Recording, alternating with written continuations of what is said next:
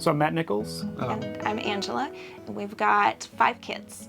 Our oldest is 18, and we have 16, 14, 12, and almost 8. We have a 40-foot MCI coach bus, and we're pulling a 20-foot enclosed trailer. Our travel started out just as a dream that I had for a really long time, of being able to visit, the main 48 states, at least, even if not Alaska and Hawaii, with all of our kids before they graduated. There's a different perspective that you get when you travel. It just changes your perspective on life. It changes your perspective on other people. And that's where the dream started. And then COVID hit, and all of a sudden we couldn't car camp anymore. And so we're like, why don't we just get a bus, throw some beds in back, and turn some seats around, put some dinettes in, and have a tent on wheels. And then we looked online and we're like, this is a thing. And it's called a schoolie, like we can do this.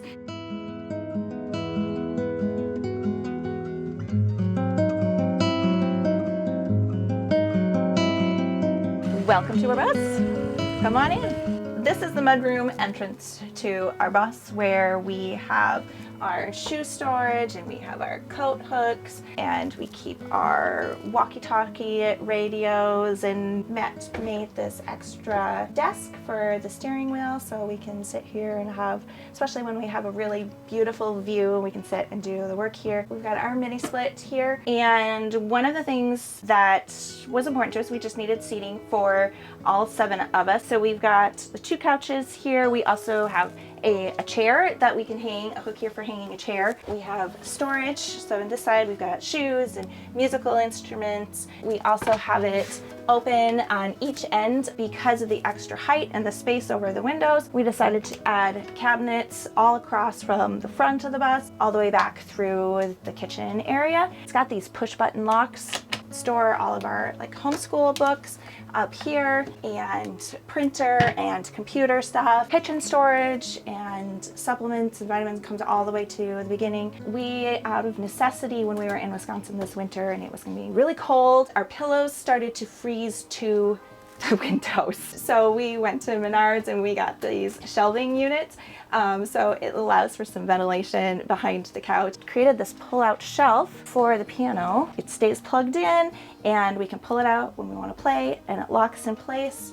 We discovered we needed storage for backpacks. Matt put some hooks across the back, and we can hang all of our adventure backpacks, and they're just ready to go, but that they're also kept out of the way.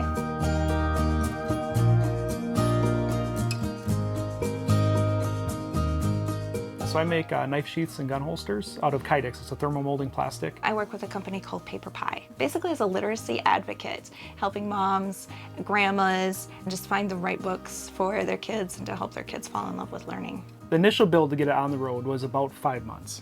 So we got the bus, tore it all out, and had it livable in 5 months. At the end of those 5 months, our motto became what a friend called Gitmo. Good enough to move on. Yeah. On this side, we have our kitchen. It was more of a priority to me that we had lots of counter space, especially since we didn't have a table. We currently have a Coleman camp stove that we use with the 1-pound propane tanks. We have a toaster oven above the refrigerator. We also have additional storage. We use our Instant Pot a lot for cooking, and an electric tea kettle rather than a coffee pot. We went with a 10 cubic foot refrigerator. So we also have a 7 cubic foot chest freezer that we can hide under the cupboard, and we can stock up on food. The kitchen drawers, all the lowers here, we made ourselves. The drawers are all 1/2-inch plywood, kind of just built together, and they are their own runners. And we also made use of the toe kick area. We use a lot of baskets in our upper storage just to help to keep things organized. It makes it easier to pull things down. We are a book loving family, so we put in a shelf for our picture books. In the hallway, we have our pantry storage and space someday for a washer and dryer. One of the unique things in our build here, we did a double access for the toothbrushes. So they can be accessed from the hallway, and it can be accessed from the bathroom too. Bathroom here is super tiny. We've got a composting toilet from Separat. So we are still in the process of building our shower. We've used a 2x2 mop sink got the plumbing mostly hooked up. We just have to finish the chinking on the tile. And then we have more storage back here. Again, the nice thing about having a coach bus is that things don't slide around as much when we're driving as they do in a school bus. We had the school bus first, and they rattle you around and there's no storage. So for this bus, going full time, we have to take into account like all the kids stuff. We're actually looking at a bigger school bus. And then we saw some coaches in a Culver's parking lot or something. Because at first I'm like, we won't be able to get that anywhere we want to go. And we saw it just weave out of this little tight parking lot. I'm like, it goes quite a few places. So we started looking at coach buses and we found this one. So here we've got a 40-foot MCI bus. It's a 1998 MCI coach bus. It's the 102D3. We've got the standard entry door is what came on the bus. We added the RV latch on here so it latches. And it does go ka-chunk. So on a coach bus, they've got bigger windows, and the windows only hinge up top so they can tilt out from the bottom, unlike a school bus where you can open them up and down. But then you have all the storage underneath, which I think it's 32 to 34 inches of storage in the storage bays. You get locks on them so it doesn't fall on your head. This one we kept for our youngest, so he can kind of use his Legos and storage. We leave this as open as possible so he can just come in here and play. Next storage bay, mostly taken up with the water tanks. We've got 200 gallons of water in here. The fuel tank, 200 gallons of fuel, so that's a little different. The MCIs have the big tank. We're running pretty much all on solar. So I've got 3 server rack batteries, 2 different solar banks with MPP chargers for Victron, and a 5,000 watt inverter. For the tools, I keep a lot of the bus tools in here, like the electronic, the tire, because you want to be able to keep your tires inflated properly. So we have duals here. This is what your normal bus would have. And then the MCIs have a tag axle. This is a 40-foot bus, so this tag axle doesn't turn. We got the bus from Holiday Coach. It was about $20,000. From the time we got it, it was being used on the road. So it was in service up till the day before we bought it. It had just come back from New York or something like that. So here, there's a door at the back of the bus. This is access to the engine. So here I just keep like gray water hoses, some spare tanks, and we also added a hitch on the back since we pull the trailer. We've got 3,200 watts of solar panels, so 8 panels up on the roof. So I've got 2 100-gallon gray water tanks that are linked together, and then I can drain them separately depending on what we're using. So this was the old air conditioning bay. Again, we yanked all the air conditioning out for the bus, and we put our mini split in here. All right, so this is our water storage bay. We've got 2 100-gallon tanks. We got 200 gallons of fresh water. Added 3 filters. These are clear source filters. And this is just kind of the other side of the play. Like the kids play on the other side, this side. Right now it's just storage for spare cords. When we're traveling, the generator goes in here and the grill, and then stuff just kind of gets stacked in. It's kind of the junk drawer, the under storage bay. If you are building a bus conversion, I recently found that signaturesolar.com has the best prices on a lot of things you might need. They have 400-watt solar panels for cheaper than I've ever seen. They've got lithium batteries like the EG4 I reviewed that are fantastic value. They've even got pre-charged, super efficient mini splits for sale. Check out signaturesolar.com in the link below and use my code JUICEBOX for $50 off anything you buy.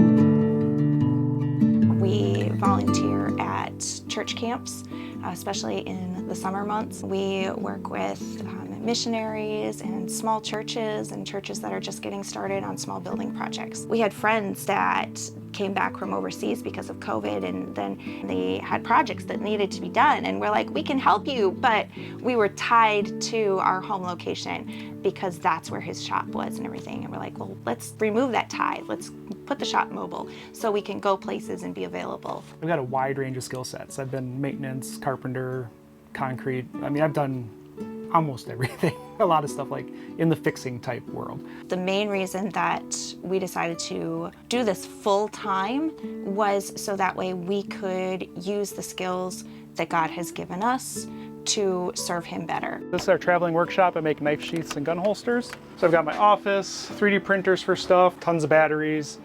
It's a little messy now because we were working in it this morning. So KYDEX is a thermomolding plastic. So it starts out as just a sheet of KYDEX, and when you heat it, it turns into like a rubber. So you can mold it around whatever knife or shovel you want, and then it just takes that form and sets up hard. So it ends up being a nice, solid, safe sheath for your tool. Workstation, so I can work on stuff. I've got all my carpentry tools in like Milwaukee packouts, so I can take them out to job sites. So over here with my shop office, if you want to call it that, got my computer and printer where I can do all my ordering and printing shipping labels. I keep 2 3D printers on here so I can print parts that I need for the sheaths. Printed all of our battery holders, so that saved quite a bit to be able to hold and store batteries for the Makitas. So I'm Reina, I'm the oldest, 18 years old. One of the really amazing things about living mobile and doing all the traveling, it's pushed me out of my comfort zone. I've been able to learn so much about myself and the dreams that I want to do. So going forward, I'm going to college for education, especially focused in the social service realm. But because of the traveling, I've learned so much about traveling and wanting to do more of it. So I've already done a lot of international trips and hope to do that more in the future as well. Working with different missionaries and missions, especially geared towards children work, and bus life has really helped me learn that that's really the direction I want to go with my life, more travel, because I've fallen in love with travel, doing it with my family.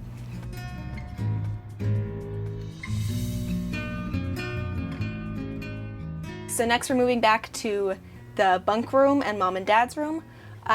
Before that, we have one of the most important parts of the bus, which is all of the books. Back here is the bunk room. We have a triple bunk on one side and a double bunk on the other. Actually, these bunks are a little bit shorter than these because of the bookshelf, cut off about 6 inches for the books. But Kaylin and Garrison, the 2 youngest, sleep here. Then we have storage space down here and more here. We have hanging clothes in this shelf and folded clothes here. So on each of the beds, we all have a small reading light that we can use at night, and then we also have bookcase kind of thing. We can hold our books or any other thing that we want. Each of the bed also has a hook. So yeah, the windows open pretty easily. We just lift it and push it out. And we have little sticks that we use to prop the windows open further. So back here we have mom and dad's room. It's kind of like a place for all of us to hang out. Jared, Elisa, they like taking their schoolwork back here. The bed is a lift-up bed, so we have a lot of storage underneath it. It's kind of a throw-all for everything. Mom and dad also have one of those baskets to put stuff, a fan because it gets really hot back here because the engine is back here. We have shelves and containers back there. We have more storage underneath the bed. It's just a little, I don't know, 3 by 1 foot section. We have more books. Mom and dad keep their clothes in these little hutches. And then we have a sliding door. It locks back here, and it also has a mirror for, well, it's got a mirror for us to use. Thanks for joining us today, and if you want to know more about our family and follow us on Instagram, Facebook, or YouTube, you can find all of those links at thewanderingnichols.com.